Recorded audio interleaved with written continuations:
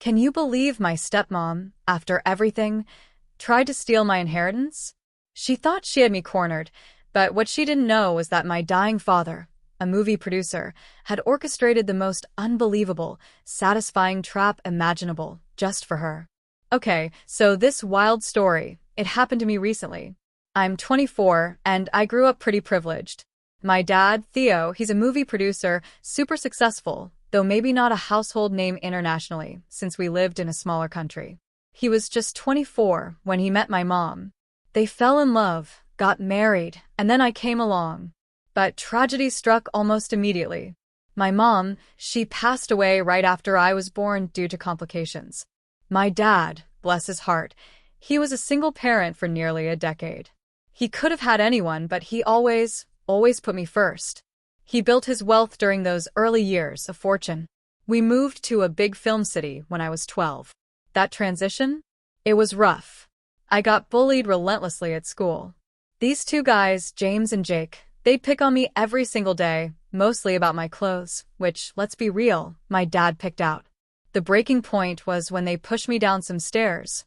My dad got called, but he was so swamped with work, he couldn't even meet the bullies' parents. He was always there for me in spirit, sending gifts, calling, but his job consumed him.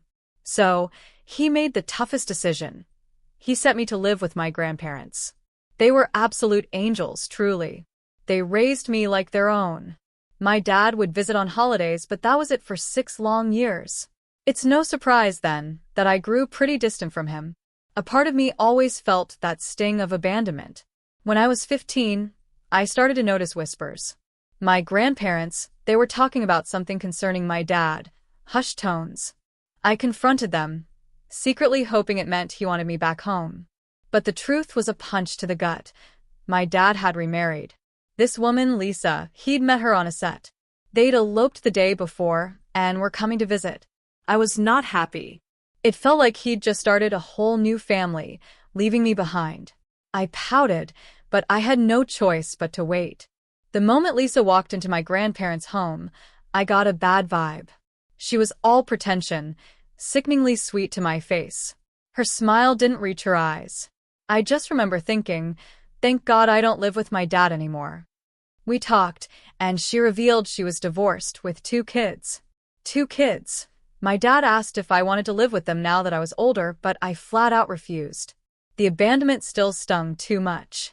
They left, and my grandparents and I all agreed. Her niceness felt totally fake, a performance. I stayed in my grandparents' town, worked my butt off. My dream was film school, specifically camera work. I got into the best program, but of course, it was in my dad's city. I was happy with my grandparents, content in my own bubble, but this was my passion. I worried about my dad and his new family constantly checking in about the drama. But when my dad found out I got into a city's top film school, he was ecstatic. He saw it as me finally coming home. I laid down the law. If I come, no constant check-ins, no family drama. He agreed, but I was still doubtful. Finally, after my grandparents kept nudging me, I decided to go. My dad invited me to his place, and I initially refused. But he and Lisa insisted, so I reluctantly agreed to visit. Walking into his mansion, it felt alien. No trace of me, no childhood memories on display. The walls were plastered with pictures of Lisa, her kids, and a few with my dad. My dad. He looked thin, pale. My heart ached with worry. He offered to pay for my tuition, to have me stay, but I refused. I didn't want any pity funds, no strings attached. I got a student loan and moved into the dorms. That afternoon, as I was leaving, I ran into Lisa's kids. They were coming back from acting classes. The biggest shock of my life hit me like a brick wall. They were James and Jake, the very boys who had bullied me when I was 12. My childhood tormentors, now my stepbrothers. I wanted to scream, to tell my dad, but I just didn't know him well enough, didn't know how he'd react, what it would do to him. I called my grandparents, frantic. They told me not to say anything. It had been years since he married Lisa. Telling him now could destroy any fragile chance I had with him. So, I bit my tongue, exchanged formal pleasantries with James and Jake, my face a mask of politeness, and got out of there as fast as I could. My grandparents had filled me in on James and Jake's backstory. Their biological father was a rich businessman, but Lisa, in her infinite wisdom, had fabricated domestic violence claims to bring the boys into her new marriage. My dad, who never wanted more kids, agreed for Lisa.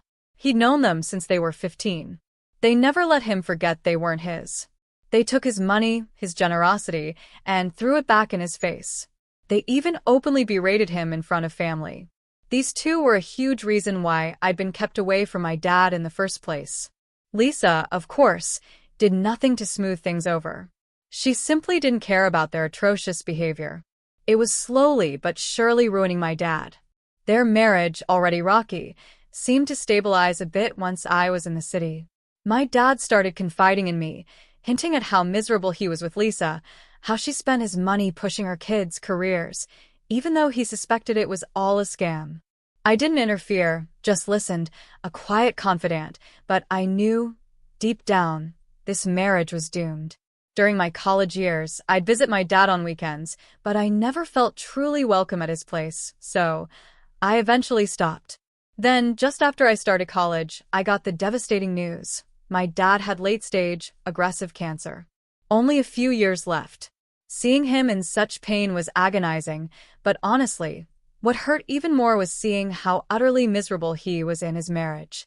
Jake, despite getting a recurring sitcom role thanks to my dad, still treated him like dirt.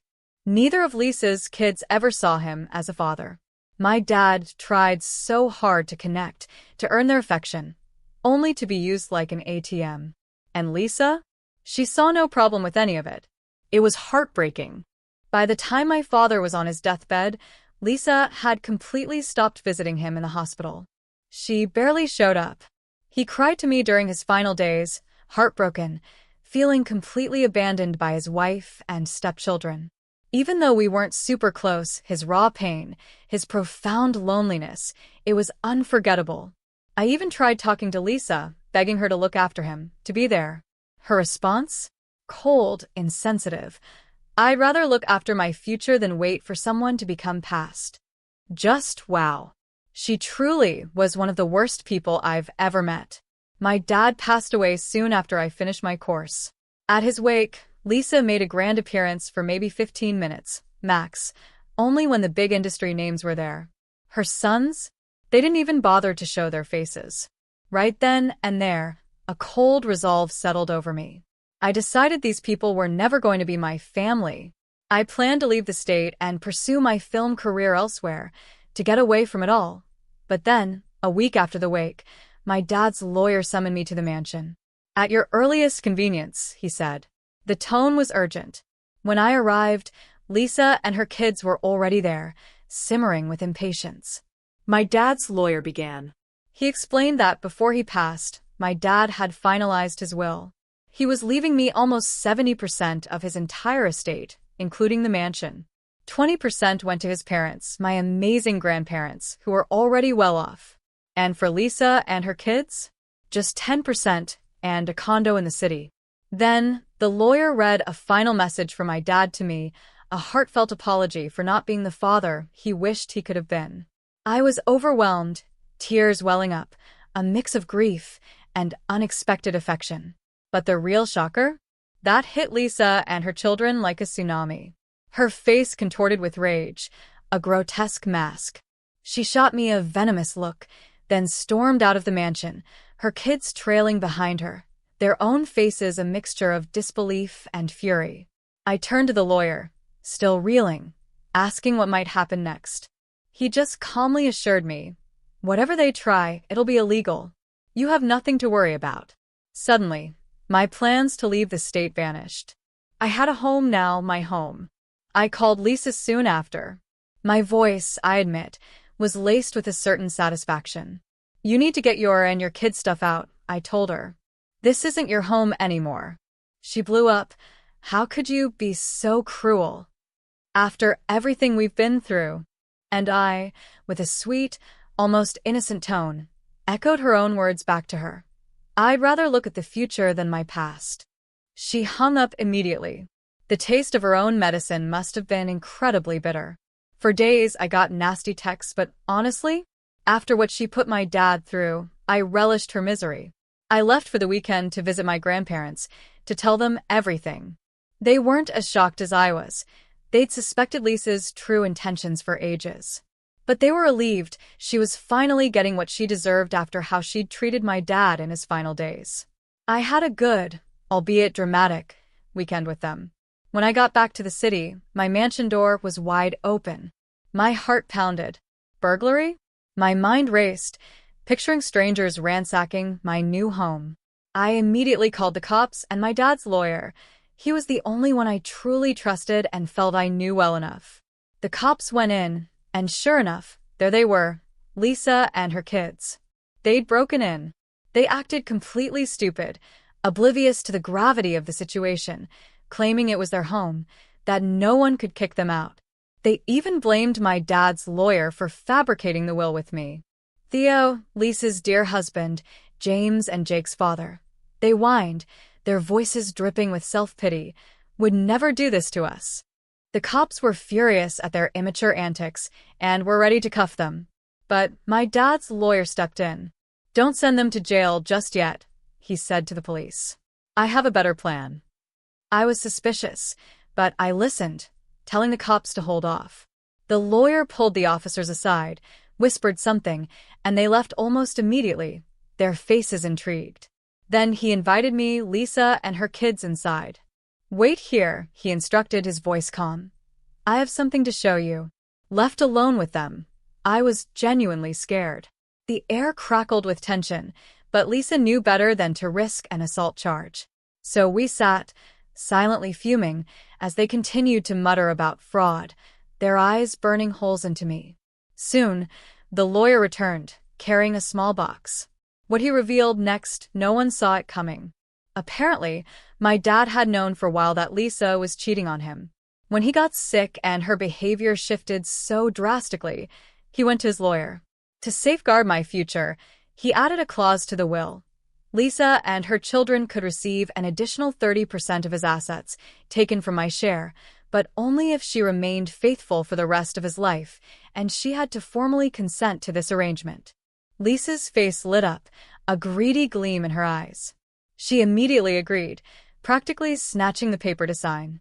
She saw only dollar signs. But there was a catch, of course. It also stated that if Lisa was found guilty of cheating with proof, she'd lose even her initial 10% and the condo. She signed, completely confident no evidence could ever be found. Oh, the irony. Once everyone understood the terms, my dad's lawyer pulled out a USB drive and a stack of papers from the box. He handed me the papers and started playing videos on his laptop. My dad, the movie producer, had secretly installed a CCTV camera in the living room. Not only did it catch Lisa with another man, but it recorded intimate situations. Proof positive. The papers? Those were pictures of Lisa and her lover. This sounds like a TV show plot, right? But my dad learned a lot from his career, I guess. Lisa's face went from triumph to ashen. She'd signed away everything. She threw an absolute fit, screaming about how unfair it was, how she should have been told about the proof. My dad's lawyer just calmly pointed to the ceiling. Even this conversation right now, where the clear rules were stated, it's all on camera. James quickly got his mother, his face a mix of embarrassment and defeat, and they stumbled out, defeated. They were stuck. Before leaving, the lawyer advised me to prepare for a court case and to change all the locks immediately. I called my grandparents, practically breathless, telling them how utterly dramatic it all turned out. They decided to come stay with me for a few days, just for my safety. Just 2 days after that insane incident, my dad's lawyer's prediction came true. Lisa and her kids officially sued me. They wanted a bigger slice of the inheritance, claiming she'd been deceived into signing the contract and that the will wasn't genuinely my dad's, but coerced. Honestly, how she planned to prove these outrageous lies, I have no idea. But my lawyer just smiled, assuring me we had nothing to worry about. The case was firmly in our favor. But Lisa wasn't done. After failing to intimidate me, she went straight for my grandparents. She tried to manipulate them, to convince them to side with her, to believe she deserved more. When they shut her down, she went full-blown gaslight, trying to make them think I was behind their smaller share of their own son's estate. My grandma, for a second, seemed to waver, caught off guard, but my grandpa? He stood firm. Always my rock. Her plan totally blew up in her face, especially after I spoke to my grandparents and asked if they wanted the mansion. Then she called me, threatening me. That was it. I filed for a restraining order and I got it. Fast. Up until this point, only my immediate family knew the full extent of this inheritance battle, but Lisa, in her infinite wisdom, decided to take her sob story to the entire film fraternity. She cried wolf, claiming her dead husband had pressured her into giving everything to me, that we'd plotted the will to leave her destitute. Here's the thing. My dad was well known and respected. People knew what a genuinely good man he was. So, the fraternity called her bluff. They told her to get checked, questioned why a woman with a decent job was suddenly so desperate for money.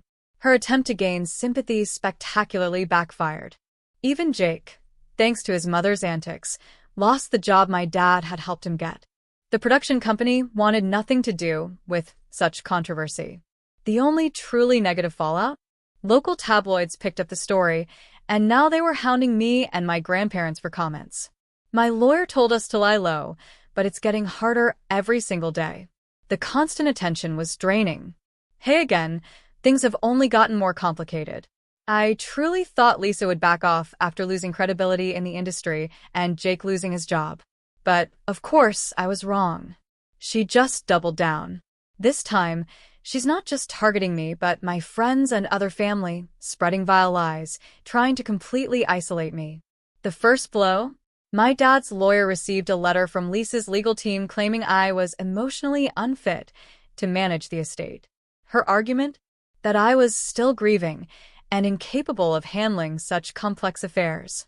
It was a vicious, low blow, using my grief as a weapon against me, especially when I was working so hard. Worse, she claimed I had a history of mental health issues and couldn't make rational decisions. The letter even named family friends she'd supposedly spoken to who were concerned for my well-being.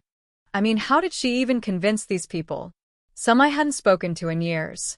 It was a blatant attempt to paint me as unstable. My lawyer just reassured me it was a desperate, baseless move, that we had proof of my competence. But her sheer determination to keep pushing, it was chilling. Then I heard, through mutual acquaintances, that Lisa was reaching out to my dad's former business partners, trying to turn them against me, to damage my reputation and make it seem like I couldn't continue my dad's legacy. Thankfully, most of them knew my father well enough to dismiss her garbage. They saw right through her. The final straw came yesterday. My car. Someone keyed the side of it and left a nasty note on the windshield. Karma's coming for you. I can't prove it was Lisa, but it felt exactly like something she'd do, given the timing and everything else. I filed a police report, but without solid evidence, there's not much they can do. Still, it left me rattled. This isn't just legal battles anymore, it's outright harassment. I've talked to my lawyer, and we're preparing to bring up the restraining order again, along with all this harassment and defamation. At this point, I'm not just defending myself legally. I'm fighting for my sanity, my peace of mind. Every time I think Lisa has hit rock bottom, she digs deeper, finding new ways to drag me back into her chaos. It feels like I can't escape, or even grasp for air, no matter how hard I try. My grandparents, bless them, have been my absolute rock. We had a long talk. They're just as fed up as I am. My grandpa even suggested I sell the mansion, move far away, and start completely fresh. I have to admit, the idea of leaving all this toxic drama behind, building a new life where Lisa can't touch me, it sounds like a dream. But at the same time, this was my dad's home. It's been a whirlwind since my last update, but I can finally say things have reached a turning point. Lisa was officially taken to court, and let's just say, it did not go her way. After months of legal threats and battles, the court ruled definitively in my favor. They completely shut down her ridiculous claims about being deceived into signing the will, and her allegations that my dad was coerced. It was glaringly obvious that Lisa and her lawyer were just grasping at straws, trying to conjure a case out of thin air. When the judge delivered the verdict, the shock on Lisa's face was priceless. She truly believed she could manipulate the system, just like she manipulated everyone else. But not this time. What happened next was even more chaotic. Right after the hearing, in the courthouse hallway, there was this incredibly intense confrontation between Lisa and her sons, Jake and James. I couldn't hear every word, but it was clear they were furious with her for losing. They'd obviously assumed they'd walk away with a better deal. When it finally sunk in that Lisa's web of lies had led them straight to a dead end, they just erupted. There was so much yelling. At one point, Jake stormed out, leaving Lisa and James behind. James followed soon after. From what I could tell, they weren't exactly on speaking terms anymore. Later that evening, I got an unexpected call from Jake. He actually apologized for how everything turned out. He admitted that he and his brother had been completely blind to what their mother was doing, that Lisa had manipulated them for years, making them believe my dad was the villain, when in reality, she was the one causing all the problems. He asked if we could meet up, talk things over. But honestly, I wasn't interested. Not after everything. I thanked him for the apology, but I made it clear I had no desire to continue any kind of relationship with them. I've been through too much. The absolute last thing I need is more drama with Lisa or her sons. They made their choices, and now they have to live with the consequences. I wished them well, but told Jake it was best for all of us to move on separately. Okay, everyone, this is it. This will be the final update on this whole crazy saga, because things have finally settled down. It's been a few months since the court case, and that ruling?